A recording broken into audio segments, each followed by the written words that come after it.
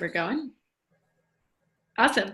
Hello, everybody, and thank you for joining what is your Clean Eating IQ webinar today. So we are thrilled to talk about our very, very favorite topic, clean eating, and kind of talk about some of the ways that food can be sneaky in the grocery stores. Karen and I talk about this a lot. We talk about this with a lot of participants in our 30-day challenge and our clients, is that people tend to get to the grocery store and feel very overwhelmed and confused at what to buy. And if you feel like that, you are not alone and you are in the right place. And so hopefully we can demystify some of the mystery ingredients that find their ways to our grocery store shelves. So my name is Sarah Klein, and my company is Whole Health Lab. This sometimes can actually be a bit confusing. So Karen and I work together under the Whole Clean Living, and we do our 30-day challenge, we do our club, and we do some other programs together. We do our group programs together, and then my individual company is Whole Health Lab, and Karen's is Real Energy Foods. So my name is Sarah Klein. I live in Durango, Colorado. And we'll talk a little bit about our clean living philosophy. It's a term that Karen and I coined after many conversations of kind of identifying similar themes that were happening with our one-on-one clients, and that's why we put together these clean living programs. So our belief is that health is much more than what we are eating. True health is a balanced recipe of really all the things that we're doing in life, from the way that we're talking to ourselves, to the work that we're doing, of course, to the food that we're eating, how we're moving and how often, and daily mindfulness practices, so our stress reduction and management skills. Yeah, for sure. And I'm Karen Wojciechowski. So as Sarah said, I am over at realenergyfood.com. But I love coming together with Sarah for these challenges because we get to kind of both share. We've got a very similar philosophy on food and on eating, but we get to come together and bring some different ideas and put together programs for you. So our approach is the 5 pillars to health. So the 3 kind of main pillars, I guess: clean eating, mindfulness, and movement. But you really need the accountability and support to make it happen, and that's what we focus on in our programs.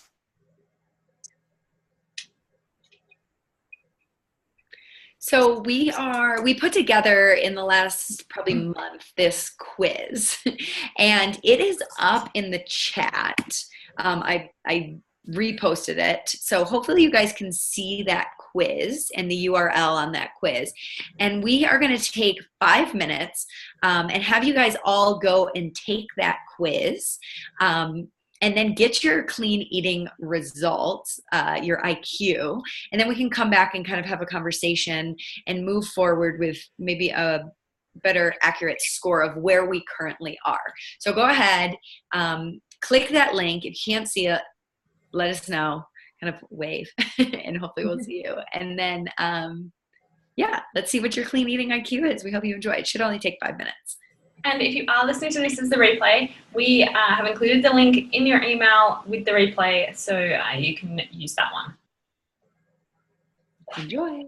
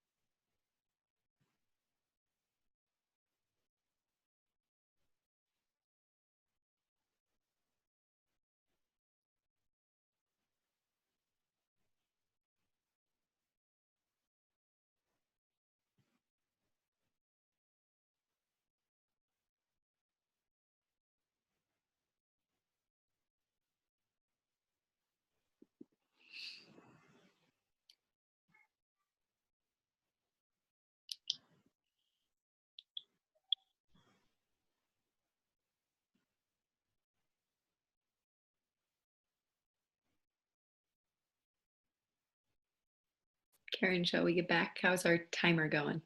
10, 9. All right, perfect. Almost. So hopefully if you're watching the recording of this, you just kind of fast forward through that and go ahead and take the quiz. Oh, timer done. So, either reply to the email if you are watching the recordings, or let us know in the chat what was your clean eating IQ. If you feel comfortable sharing. If you feel comfortable sharing, of course. So as you guys do that, sorry, Karen, what? There you go. I was just saying we're going to dive in. Okay, cool. So let's dive in. So what is clean eating? This is a hot topic in the media and for really good reason. And Karen and I love following the clean eating approach because it's individual, right? Clean eating can be vegan, it can be paleo, it can be vegetarian. And a word that we toss around a lot is bio-individuality. We truly believe that each person has a unique makeup, from our genetics to the way we were raised to what foods we have access to. And our bodies are different and unique, and we need to honor that when we are eating. So the beauty to clean eating is you can find foods that fit your unique body. That's one of the main aspects that we love about it. But in general, clean eating is a spectrum-based approach, and we want to stay as close to the clean end of the spectrum as much as possible. So it's no set of rules or standards, and no day necessarily looks the same, but it's more of a lifestyle or a philosophy approach to your food. So super clean foods would be the foods that look just the way that they did when they came off of the tree or out of the ground, the way that Mother Nature prepared them for us. Eating real foods. It sounds so simple, but it can be so difficult in our modern day world. And then your super dirty foods are foods with massive amounts of ingredients, unhealthy refined oils and sugars and carbohydrates and stuff like that. So we want to, as much as possible, and we're not saying never, but just as much as possible, stay away from those dirty foods, or whatever you want to call them. So why is clean eating so important? Now, we know eating a balanced diet is critical for our health. We are what we eat on a deep cellular level. And so I decided to pull out some statistics for this one, and not just kind of our personal experience, but, and I'm sure we in the modern world do know some of these stats. In America, 20% of adults are obese. That's not even overweight, obese. 1 out of 3 kids and teens are overweight or obese. 1 out of 3. And I think it's, you know, when we see stats like that, there's something in our system that is messed up, in our food systems. So as the consumer and as the individual, we really have to be super aware of what foods are on the shelf so that we can, you know, kind of be smarter than the food marketing industry. Unfortunately, we have to have our clean eating goggles on at all the time, or glasses on all the time. So a nationwide study in the US found that, and this was in 2015, and I do like to believe that it's probably a little bit better now, but it was at the end of 2015. So, but I thought I'd share this, that foods purchased in the grocery stores in the United States, 60% were highly processed foods with increased levels of fat, sugar, and salt. 60% of the foods that are going into the cabinets of Americans are highly processed foods. So, so why to eat clean in regards to kind of our body? So when we eat highly processed, artificial, human-made junk food, our body doesn't really necessarily know what to do with that. And we have to work so hard to digest it that we end up losing energy in the process. So when we switch to a clean eating diet, and these are some of the results that we've seen firsthand in our challenge, which always so we've been running this challenge for almost 2 years, which is amazing to think. And every time we run it, I'm still amazed at when people switch to being super, super conscious and super clean, the results that they get are amazing. So for example, off migraine medicine, decreased blood pressure, off blood pressure medications, increased mood for sure. We are what we eat, and our mood can reflect that for sure. What are some other things? Increased energy, weight loss, weight management. So hopefully that was the pitch to why you should eat clean. And don't believe what I say. Try it for yourself. The proof, I think I typed this in an email yesterday. The proof is in the clean pudding. My cheesy jokes. So now Karen and I are going to go through our top 3 tips. And it's always hard to narrow down top 3 tips, but here are some top 3 tips of how to eat clean. The first one, and I'm sure you've heard this before if you've been into clean eating, is to become food label savvy. And when we're talking about food labels, we are talking about the back, and more specifically, not even the nutritional facts, although I'll touch briefly on nutritional facts, but we really want to be looking at our ingredient list. When we eat real whole foods that interacts with our digestive system differently, it interacts with our blood sugar differently, we decrease cravings, on mindless eating, and we fill up at meals. So the beauty to clean eating is you don't have to starve yourself or count calories or weigh your food or points or anything like that. You just have to focus on eating real foods, and then your body will do the rest for you. It's truly magical. And again, it's that simple, but it is that difficult. And I find it in my own life, and this is what I do for work. Sometimes I find it very difficult as well. So anyway, so you want to watch out for hidden ingredients. If you can't pronounce, or better yet, if you can't visualize the ingredient, it's not a real food. So stick to ingredient list 5 or less. And here's some examples. And Karen took these pictures. I was kind of joking. So Karen lives in Australia. I live in the US. And I was like, oh, our nutritional facts look a little different. As they should, right? Different country. Sure. But a big thing that the marketing industry will do is they take the front of the food label and they go haywire with it. There's, at least in the United States, there's very, very little regulation on the front of the food label. So when things say natural, that really means nothing. They can throw whatever words they want to on the front. That's why you want to be a smart shopper. Look on the back, look at the ingredient list, and be super mindful of what is in your foods. And then I would keep it as simple as just look at your ingredient list and then look at the amount of sugar and try to keep things about 7 grams or lower, unless you're splurging. And that's totally fine too, because we got to splurge every once in a while. So yeah, so as you can kind of see, this one's keying into the antioxidants, the high fiber, natural, all those things. Look beyond them, look to the ingredient list, and see if they're telling the truth.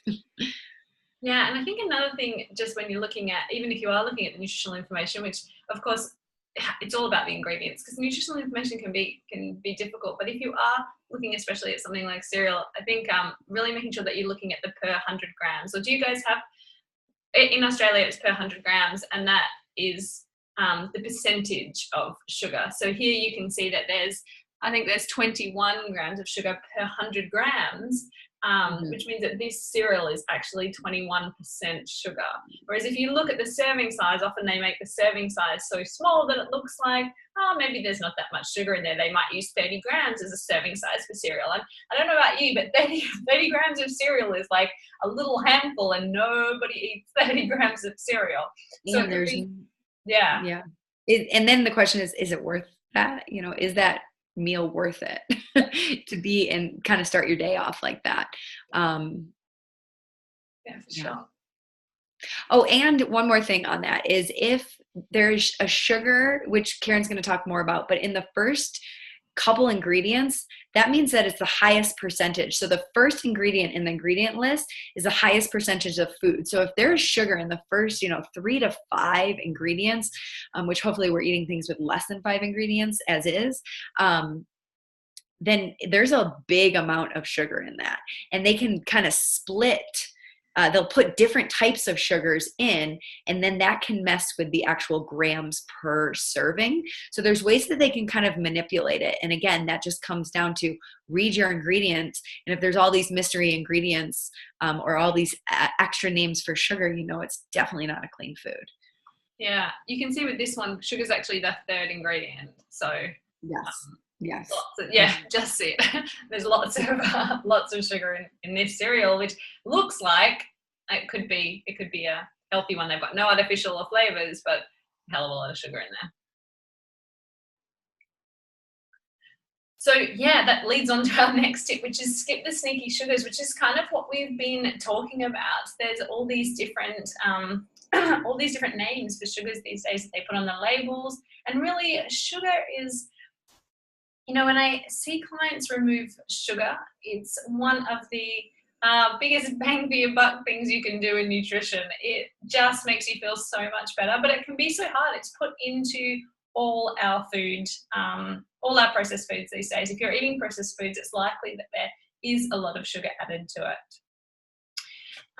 But it can be really hard to figure out what to eat. I've got here some examples of the working mum and the healthy eater and what they've eaten in the day and how many teaspoons of sugar that actually equals.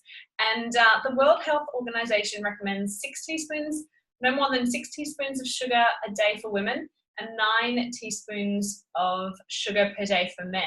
Now, 1 can of soda has 9 teaspoons of sugar in that. And so if you had 1 can of soda each day for 1 year, you would have consumed 35 pounds of sugar, which is a huge amount. But when we're talking about soda, I just want to note in as well that diet soda isn't a great replacement for that. Splenda was actually originally an insecticide, and studies have shown, they've started to do more and more studies on these diet sodas, and they've shown that if you just have 1 can of diet soda per 1 can of diet soda per day for a year equal to, on average, 5 pound weight gain. So having diet soda really messes with the way your brain gets satisfied from food. Your brain thinks something sweet's coming in and then it doesn't get the calories associated with it. And it's linked to a whole bunch of other issues. So definitely skipping the Diet Coke or the diet sodas is important too. And if you do want something fizzy, I've got some really lovely fruity teas. And what I actually do in summer is I brew the tea and then I pour it into ice blocks, like a really fruity nice tea. And I put it into ice blocks and I put that in the freezer. And then I just get some sparkling water and I put the ice blocks in and then add the sparkling water. It's actually like a really nice fizzy kind of flavorful drink, but doesn't have any of the nasty. So that's kind of my soda replacement that can be something to try. So back to our working mum and our healthy eater, you can see here on the screen that, let's jump to the healthy eater that thinks that she's doing all the right things, but she's actually consuming 23.9 teaspoons of sugar a day. So what is that? That's more than 3 times the recommended, getting up to almost 4 times the recommended amount. And all she's having is some salad with a balsamic dressing. Now, if you're just pouring on your own olive oil and balsamic dressing, then that's a great option. But if you're buying pre-packaged balsamic dressings, you get the ones, in the store, they're kind of pre-packaged as balsamic dressing, or there's French ones, or all the different flavors. They can be loaded with sugar. So then this healthy eater's having some muesli with fruit and yogurt for breakfast. She's also having, throughout the day, some snacks she might be having is some dark chocolate, just a couple of squares, some medjool dates. And I mean, dates are a great snack, don't get me wrong. It's just you need to have a look at what you're having in your whole day and how much sugar you're actually having. And then chai tea with some honey. This healthy eater is doing, thinking she's doing all the right things, but actually loading up with sugar. And over on the other side, the working mum, gets up to 48 teaspoons of sugar before you know it. She's hopefully not starting her day with a gin and tonic, but somewhere in there she's added a gin and tonic, vitamin water. Those kind of drinks can be a really sneaky place to have sugar. Teriyaki chicken sushi rolls, banana bread and a blueberry muffin. These things are all really high in sugar, but sometimes it's hard to realize that they are. And it's so nice to see that, because you can see how quickly it just slips in there when you really have to be extra mindful. Yeah, it's hard. Even, yeah, as I said, we do it for a living, and it's hard. It's hard. Yeah, no, I've definitely been in the these working mom things category before. add up. Yeah, they add up fast. So clean eating tip number 3 is snack smart. So when you registered for this webinar, we sent out a healthy snack list. So if you didn't get that, make sure you let us know and we can send that out to you, because you want to really make the good choice the easy choice. We put here, have your snacks ready in advance of you getting hungry, in advance of you needing that 3 p.m. Pick me up. Don't get to 3 p.m. and then think, oh, what am I gonna do? Or maybe you go, oh, today I'm not gonna need snacks. I get hungry every day at 3 p.m., but I'm not gonna need a snack today. Well, instead, just get prepared. Be okay with that and make a good choice, because there are lots of healthy snacks you can be there. Some people don't like to snack, some people do. If you're making good choices, it can be a really healthy way. It can be a really healthy part of your day. So plan. Really think about some of your favorite snacks, have them ready, wrap them up, and make those easier to get to than the unhealthy snacks. So put the healthy stuff that you want to eat right at the front of the fridge, easy to access. And if you do have something in your house that you don't want to eat, isn't the best for you, try and see if you can make it more difficult. Put it towards the back of the cupboard, wrap it up a few times, put it in a couple of packages, or just don't bring it in your house is obviously an easy one. But making the mind shift as well from packaged foods to real food. So really, when you're thinking about snacks, think of real food options. Maybe, make it easy for you, cut up some veggies and make some fresh guacamole or hummus or something you can eat like that, something that you enjoy, but that isn't a packaged food. Because as Sarah said earlier, the packaged foods really just interact with your body completely different to the real foods. And we were talking earlier actually about a study, and it was actually somebody involved with TEDx, which is an event that's about ideas worth spreading. And then a Harvard professor, they did this study where they put a camera in a little pill, and then the participants in the study swallowed the camera. So 1.5 of the participants ate homemade ramen noodles in a broth with a drink of some sort, a healthy drink.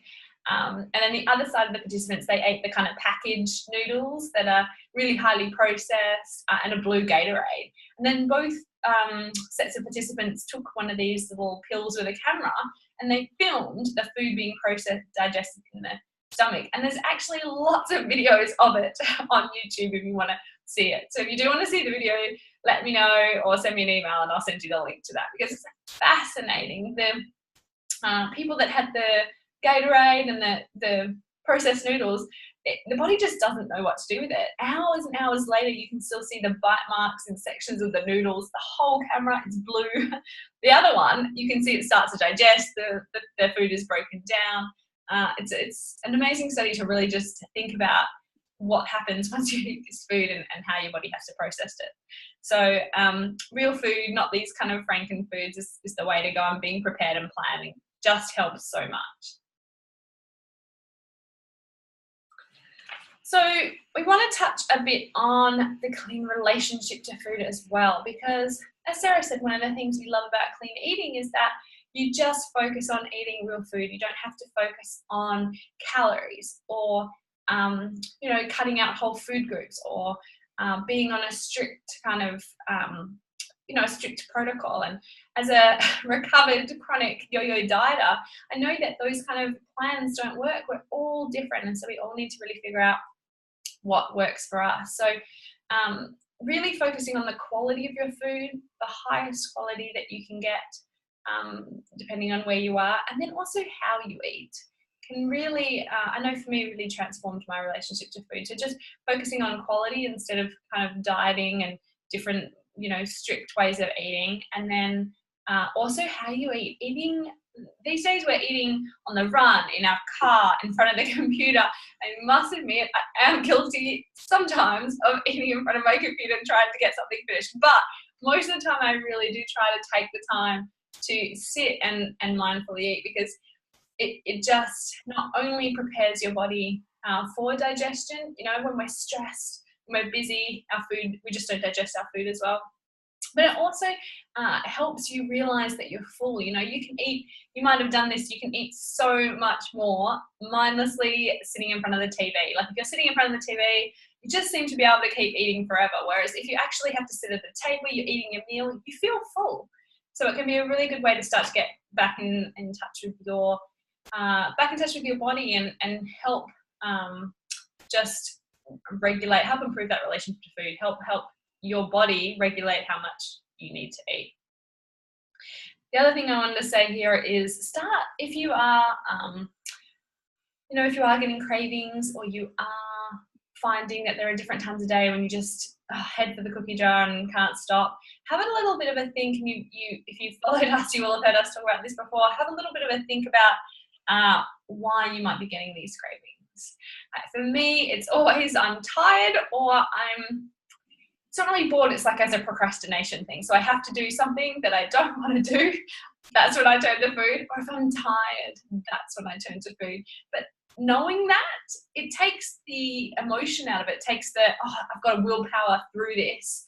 And you just know that your body's actually looking for something else. So I usually stand up, take a break, go for a quick 5-minute walk, and that helps. Or if I'm tired, eating the sugar is really not going to help me. Then if I can have a nap, I'd try and have a nap, but that often doesn't happen. But just knowing that you need to support your body, knowing what's really going on, I feel like really helps take a lot of the power out of the cravings. So we wanted to kind of quickly share some of our 3 favorite food swaps that help to decrease bloating and increase your clean eating IQ. So the first one, and this is, I feel like Karen and I are a little bit on a mission to solve the mystery of refined carbohydrates and whole grains. So I think it's such a common question, and I felt so confused about it for a really long time. So whole grains have been in our diet as humans since the beginning of time, pretty much. And they're always in the press. It seems like they're either, you got to have more of them, or you should have none. And, it's back and forth and it's back and forth. And probably a lot of that back and forth is due to bioindividuality. Some things work well for some people and some things work better for others.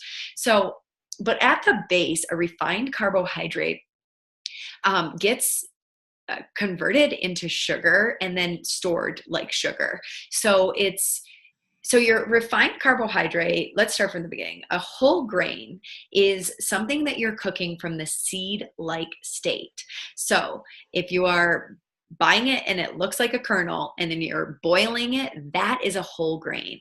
And for, not for everybody, but for most people, eating whole grains is key to crowding out mindless eating. I know if I 100% cut out whole grains, I feel really, really hungry. And then I eat more that I don't necessarily need to eat. So my diet's not balanced. Where a refined carbohydrate is when they take that seed and they crack it and they pull out different aspects of it and they mill it and turn it into things like breads, pretzels, pizza, stuff like bagels, all of that stuff. So refined white stuff. And even sometimes they'll put food ink in it and make it brown and call it wheat and say that it's better for you. But you'll even see breads that are called whole grain. But if we really look at this clean eating approach, if a super clean foods is a food that looks as close to its original state, well then how's a bread? There's no bread tree.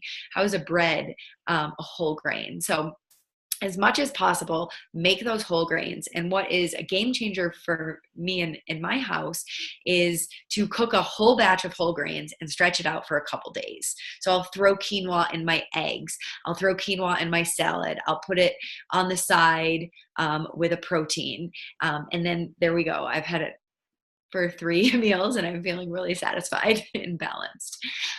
So the next food swap is to reach for fermented foods and fermented treats versus refined sugars. So we could do a whole webinar on why fermented foods are a key staple in a clean diet.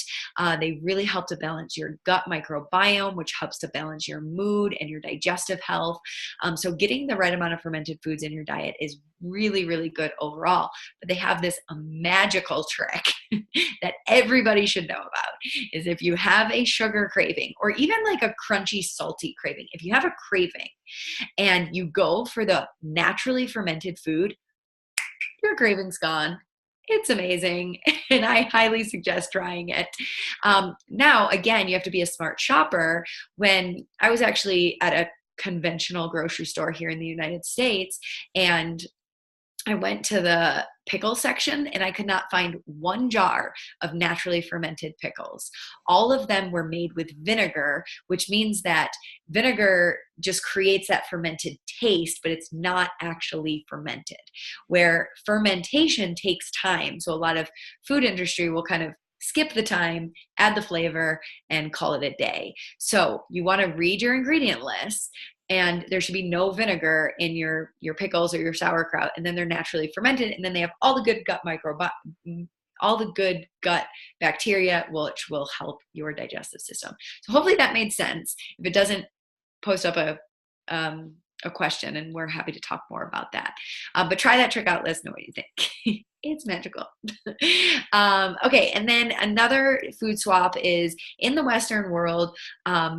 We definitely eat way too much animal protein. Now, we are not saying that everybody should be a vegetarian by any means. It does not work for everybody. But 3 meals a day with 3 slabs of animal protein is too much. It's too much for our body to digest. It's bad for our cholesterol, too much sugar, et cetera, et cetera. So too much unhealthy saturated fats.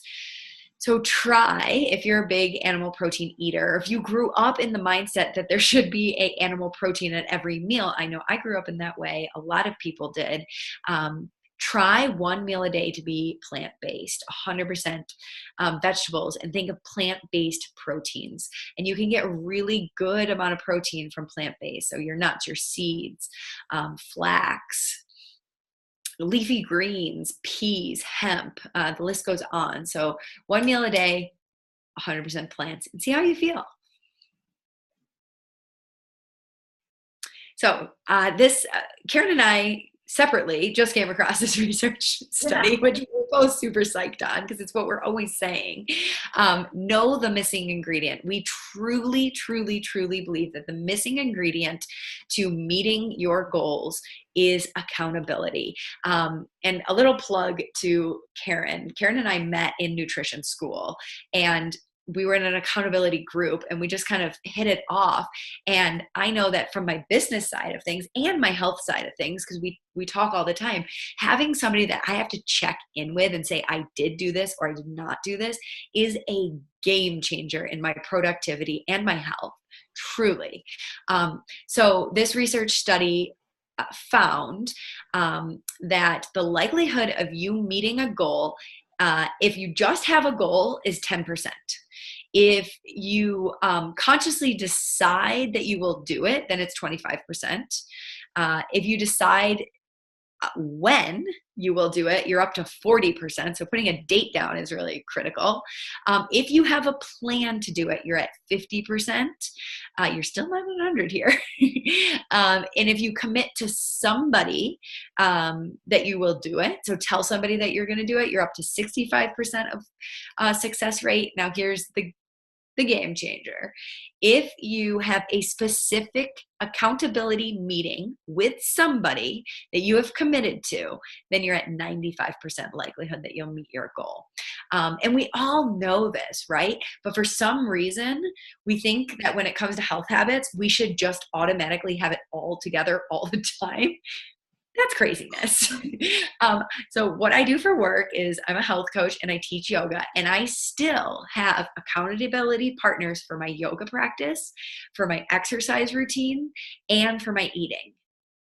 I mean, that's the only way I find that I truly succeed. So, you got to figure out what accountability works for you, and just know that you got to set it up to succeed.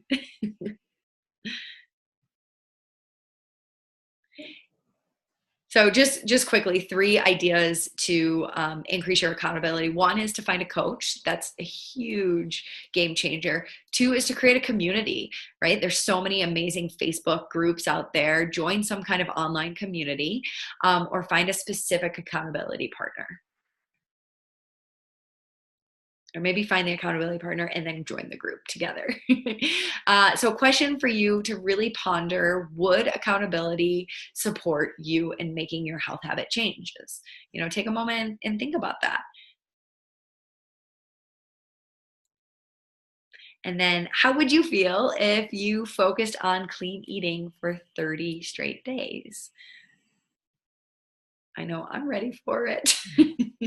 Me too, me too. And as I said earlier, we have been running our 30-day challenge now for 2 years, which is amazing, and it's been super fun, and we love it every time we run it. So, what exactly is a clean living challenge?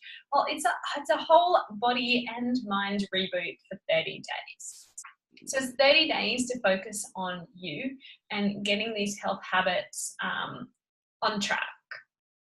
So we start on week 1 with an elimination protocol. So this is to really get you kick-started. We focus on really clean foods, and we cut out, just for 1 week, some of the foods that are the most common allergens. So things like gluten and dairy. We ditch alcohol and caffeine. It's tricky, but it's just 7 days, and you've got all the support you need. So that's week 1, and it's really to kind of kickstart the challenge. And then week 2, we learn how to eat clean. And that means that we don't have to restrict anything. Nothing is, it's not like week 1, it's not so restrictive. Everything's back on the table. But in saying that, we get you to be really mindful of how you start to feel as you bring these foods in, and really start to learn how to really start to figure out what kind of foods work for you.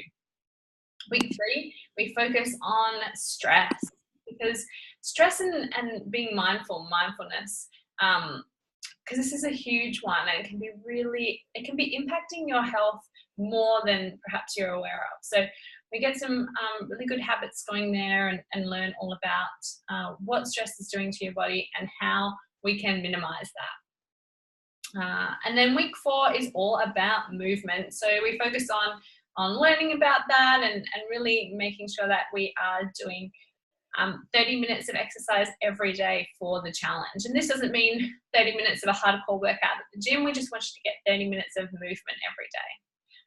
We also get you to do at least 3 minutes, at least just a few minutes of meditation every day for the 30-day challenge. So it's about eating clean, moving your body, and then doing something to help focus on minimizing the effects of stress on your body. So this challenge is for you if you are struggling with keeping consistent healthy habits, and who isn't? I do struggle sometimes, which is why I always look forward to when these challenges come around again. It gets me back on track. You want to improve your relationship to food. We talk a lot about that in the challenge. Are confused as to where to start, need a plan to help you kickstart your health journey, because kind of as we were talking about with the labels, it can be so confusing. So many people just come to us in the end and say, what are we supposed to eat? It's, the fads change all the time. When I was younger, it was low fat, now it's low carb. We had high protein in the middle. It can be really confusing. And if you're sick and tired of being sick and tired, and want to feel and look better.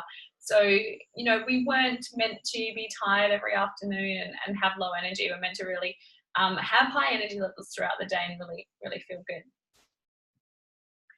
So what is included? So we have 4 weeks of daily nutrition, movement, and mindset information. Knowledge is power. So we send you an email every day. So you've got daily accountability. We've got weekly educational videos that you get out each week. We've got weekly meal plans. So for the whole 4 weeks, you get meal plans, and that includes all the recipes and shopping lists and everything you need.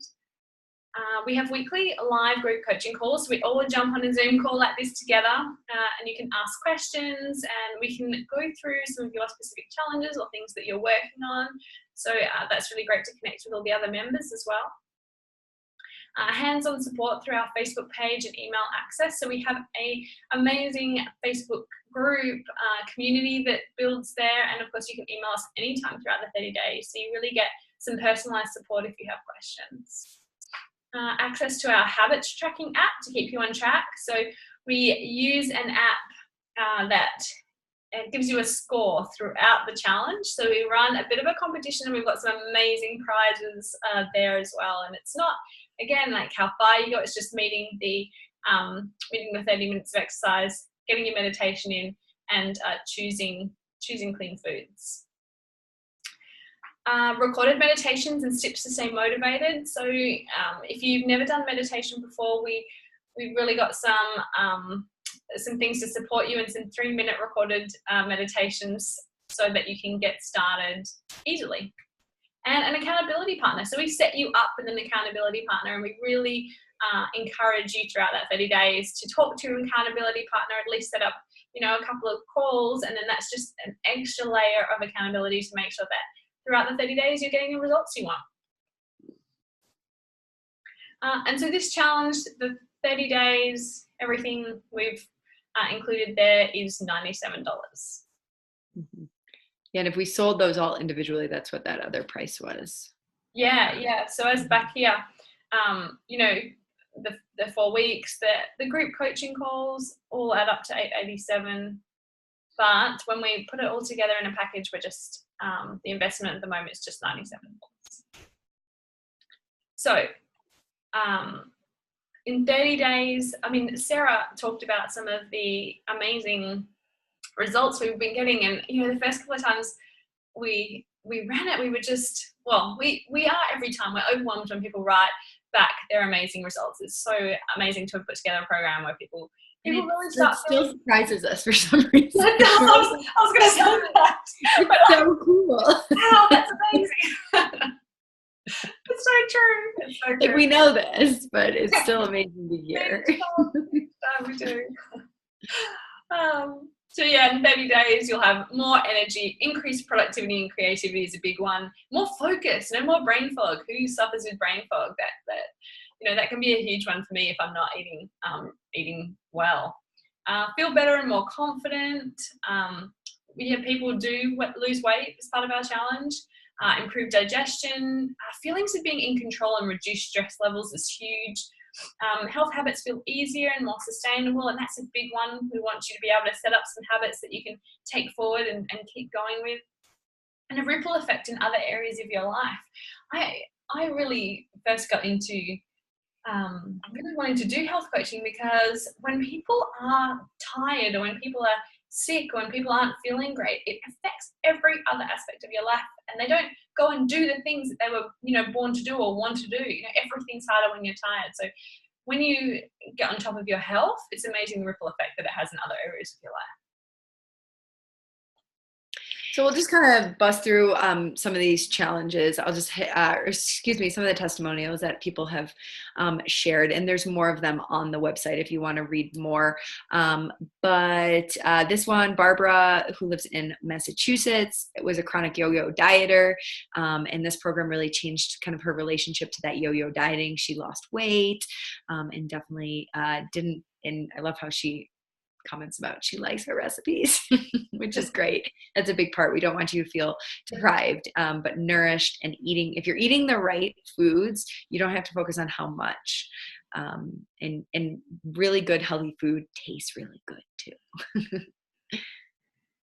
Some other people, and the beauty of Karen in Australia and me in Colorado. Where do I live? In Colorado. There's such a diverse group of people. Our goal is to have somebody on every continent. We're getting really, really close. So some others, biggest change were, mood shifts, better attitude, feeling like this challenge made things easy. That's another good testimonial that we hear a lot of. And this one just came up, which was awesome. I'll read it to you. I did the 30-day challenge back in May, and I haven't looked back since. It's 4 months after the challenge ended, and I am still eating healthy, exercising most days, and am off my migraine prevention meds, which is pretty cool. I've lost 7 kilos, or 15.5 pounds, and I feel so much better thanks to the support of the wonderful coaches. I have managed to do it all without stress or guilt that often comes when you veer off course. This program has helped me to change my life for the better. Couldn't recommend it enough. It's amazing. Yay. Awesome. So, because you stuck with us on the webinar, and if you're watching the replay, you get this too. If you use the discount code VIP67, you get our $97 program for $67. We start October 2nd, which is 1 week in the US from here. It starts Monday. The first email goes out. So you want to catch that first email on that Monday. And really, I think it's better to sign up before, because then you get the recipes and you can stock your fridge. And really being prepared is a huge, it's very, very helpful to kick off the program prepared. So that Sunday is like meal prep day, and then you kick it off Monday ready to go. So it's VIP 67, and the website's wholecleanliving.com. So we hope you will join us. And if you have any questions at all, just shoot us an email on the program. And then we're going to open up to kind of a live Q&A on clean eating. If there's anything that's come up through the presentation, please go.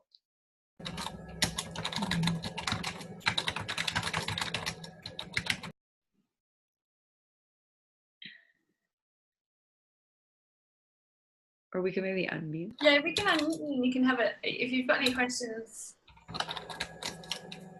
Honey and maple syrup. We can unmute you. So okay. Yeah, then we can chat.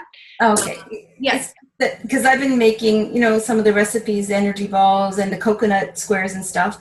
And when I offer it to people and they always love them and want the recipe for them, they'll say, yeah, but honey and maple syrup, it's all the same thing.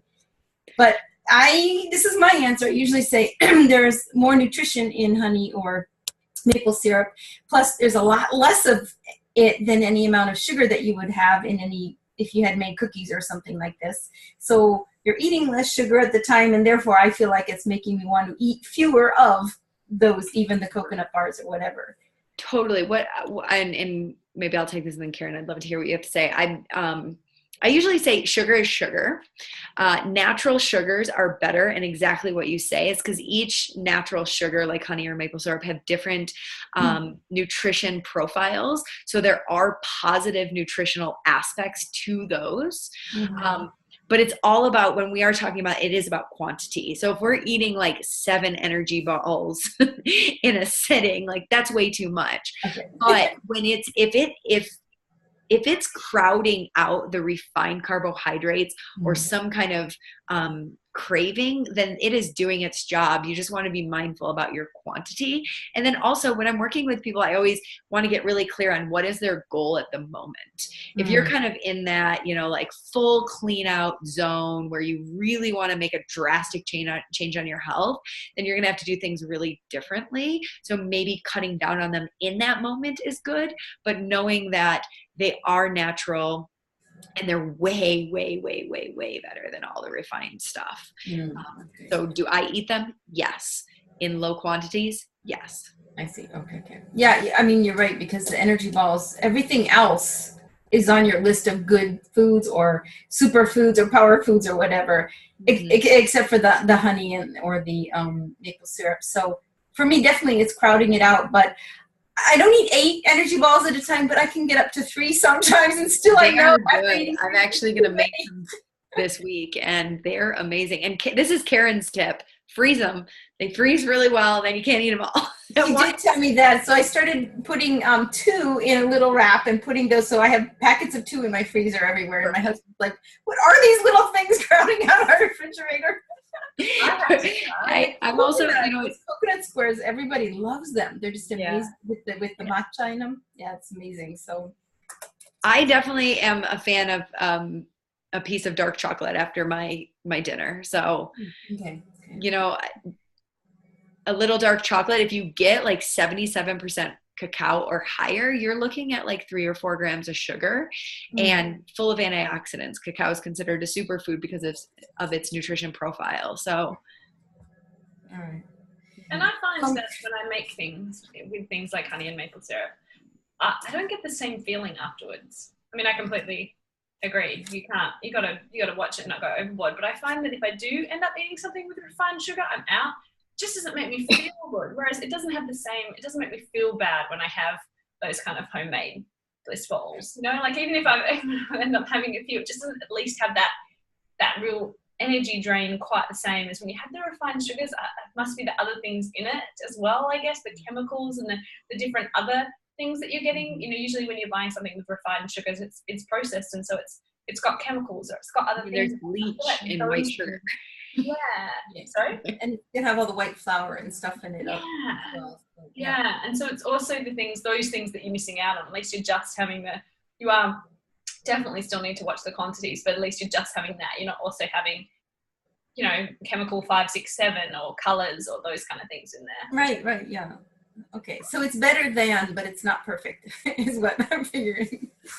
Right, but at the same time, like the question of perfect in diet, do they even go together in the sense of there is no perfect meal, and I think that kind of gets into the relationship with food in the sense that I know for so long that was in my language as well as, oh, this is a perfect meal, and then when we have that perfect meal, we kind of feel like we're stuck in that box, and then treats become treats, and more.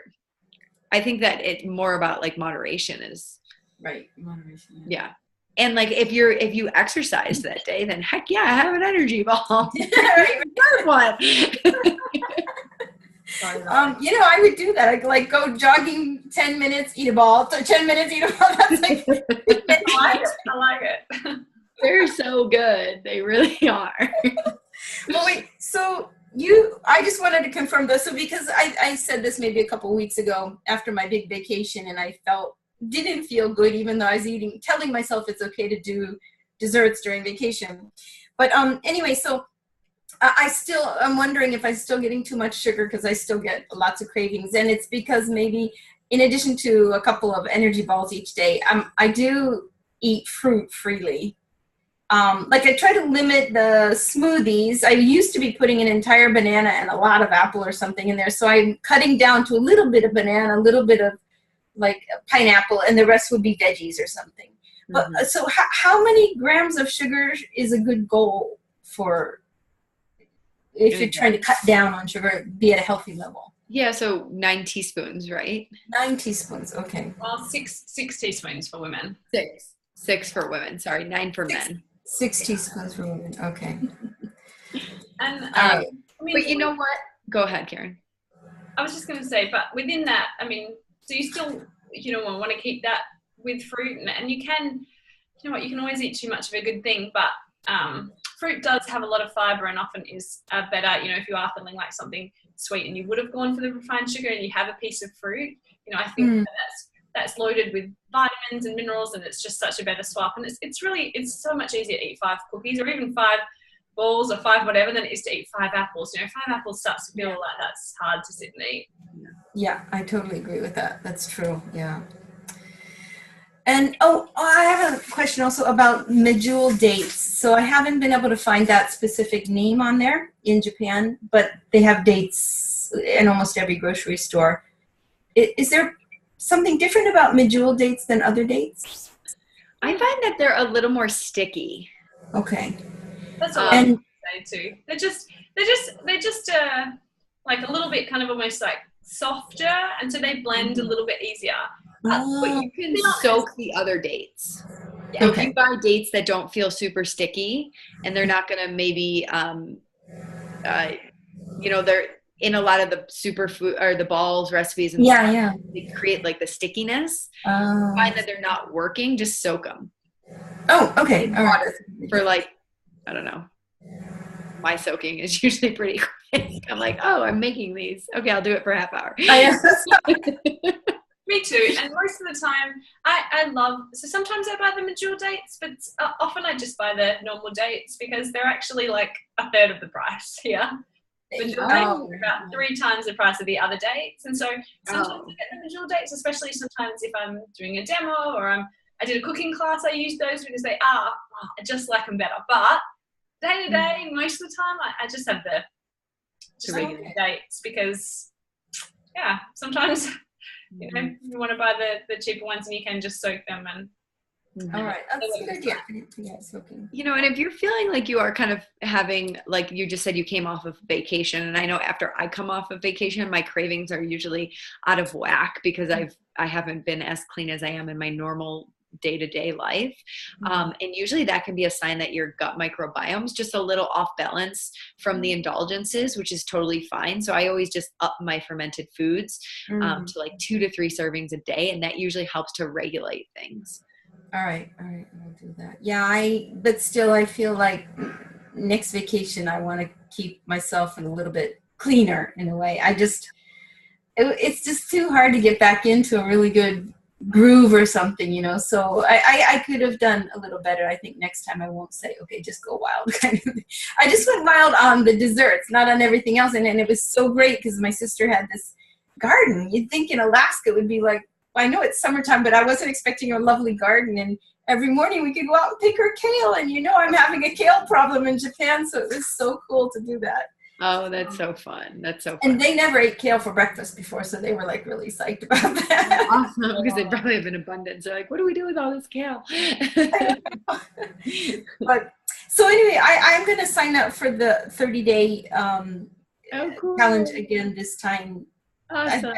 I think, and then I like everything you said today, I've heard probably twice already, but it sinks in better the 3rd time, probably the 4th or 5th time. It does. No, it does. And, you know, I have a client I've been working with for, I think, 3 years, and she says the same thing. She'll attend most of our webinars and always, and I was actually having that same thought while Karen was talking. I'm like, man, I put these slides together, but hearing it again just really helps me. I know it's and you can forget so easily too. I want to invite another friend to join, and she's been kind of hemming and hawing about it, and she's been my accountability partner for exercise for over a year. I remember that you had.